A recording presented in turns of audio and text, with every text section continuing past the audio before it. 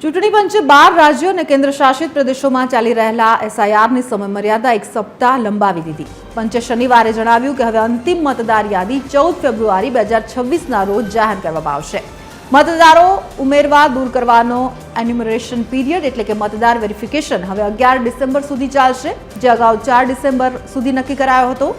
અગાઉ ડ્રાફ્ટ યાદી 9મી ડિસેમ્બરે બહાર પાડવાની હતી, પરંતુ હવે એ તારીખ બદલાઈને 16 ડિસેમ્બર કરવામાં આવી છે. બિહાર પછી દેશના 12 રાજ્યો અને કેન્દ્રશાસિત પ્રદેશોમાં મતદાર યાદીનું એસઆઈઆર 28 ઓક્ટોબરથી શરૂ થયું છે.